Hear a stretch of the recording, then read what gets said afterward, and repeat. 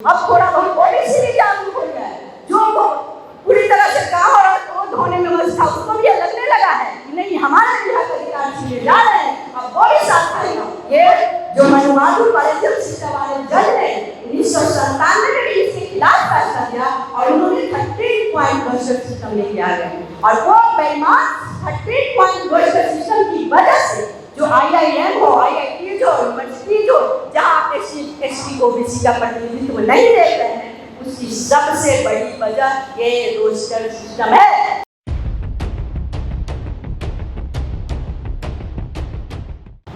आप सबका अभिनंदन। जय भीम, नमो बुद्धाय, जय जोहार, जय संविधान। मैं उसी बात से अभी शुरू करना चाहती हूँ कि सर्वप्रथम साहब ने बोला था कि हमें लड़ाई लड़ने के लिए तैयार होना चाहिए।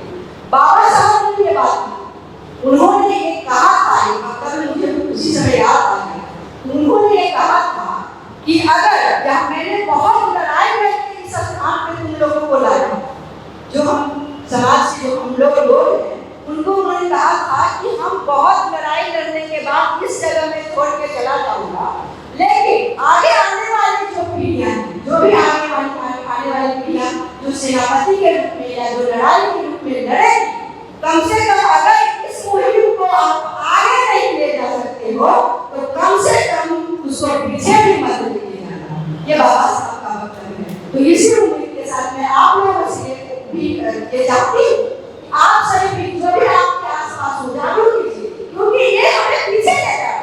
जो जजमेंट सुप्रीम कोर्ट के द्वारा 31 तारीख को आया है उस कॉलेजियम सिस्टम कॉलेजियम जो जज है उनके द्वारा जिन कॉलेजियम खुद में कॉलेजियम बनाया गया था संविधान के खिलाफ कॉलेजियम बनाया। 124 हमारा आर्टिकल है जिसमें कॉन्ट्रैक्ट सबको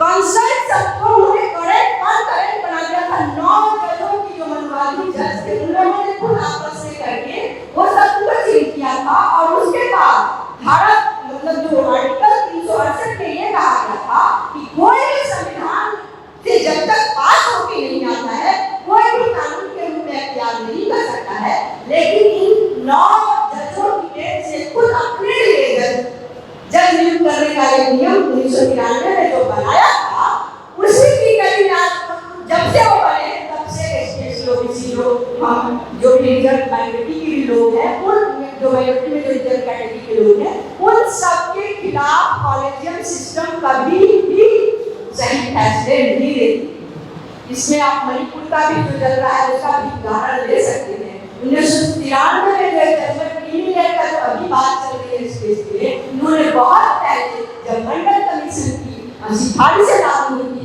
इंदिरा साहनी केस में माना भी नहीं जाता, वहाँ पे एक कहानी क्या था क्रीमिलियर होना चाहिए और एक अनकंस्टिट्यूशनल शब्द उन्होंने क्रीमिलियर लेकर के 1993 में पहली बार शुरुआत की थी और कोई आंदोलन नहीं हुआ।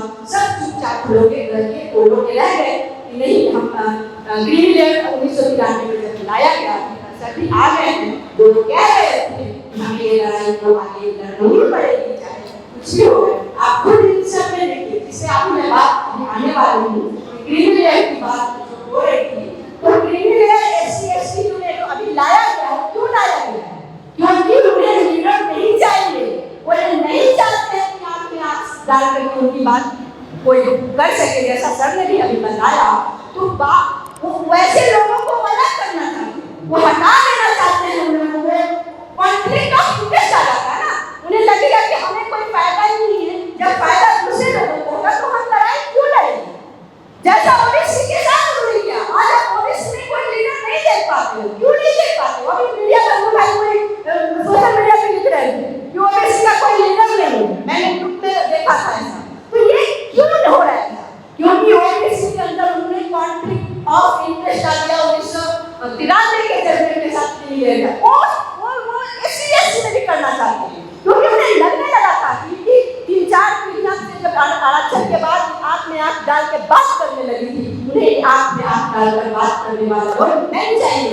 मैं अब उसी अर्थ में और आगे बढ़ती हूँ। एक क्रीमिलियर के साथ एक और जजमेंट उन्होंने दिया है वर्गीकरण का। क्रीमिलियर से तो उन्होंने आपके लीडरशिप दी और दूसरा जजमेंट उन्होंने है कैटेगराइजेशन।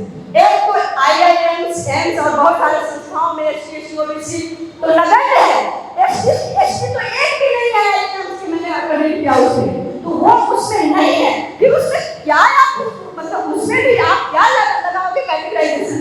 जब पंजाब का जो जजमेंट अभी सर भी बता रहे थे कि 2005 का केस था तो उस समय को इसको खारिज कर दिया गया था, अभी इन्होंने दिया तो इतने दिन में ऐसा क्या बदलाव आ गया हमारे संविधान में जिन्होंने अनकॉन्स्टिट्यूशनल फैसला दिया।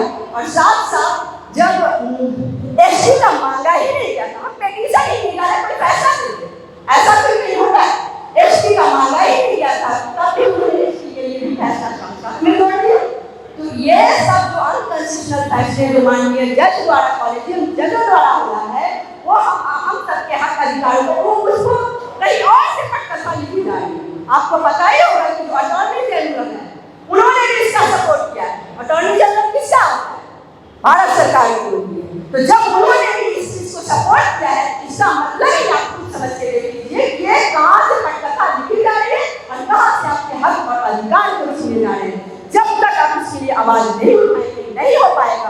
आपको 2018 की जो रोक है उनसे ज्यादा भयंकर लड़ाई लड़नी होगी। अब थोड़ा बहुत पॉलिसी भी जागरूक हो गया है, जो पूरी तरह से काम और धोने में मस्त था उसको भी लगने लगा है कि नहीं हमारे भी हक अधिकार छीने जा रहे हैं। अब वो भी साथ आएगा तो हम लोग अब 90% में से भी आई है। अगर हम 90% हो करके भी 10% को नहीं हरा सकते हैं तो सही है हमारी मतदान में क्या।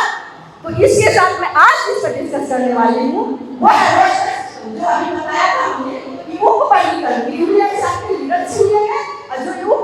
वर्गीकरण जो कैटेगराइजेशन किया है उन्होंने उससे आपके जो नौकरियों में रोस्टर सिस्टम एक होता है। रोस्टर सिस्टम से जो सर अभी बता रहे थे कि मैंने 2019 में आंदोलन किया था रोस्टर सिस्टम में जो 15 पॉइंट रोस्टर सिस्टम आया था।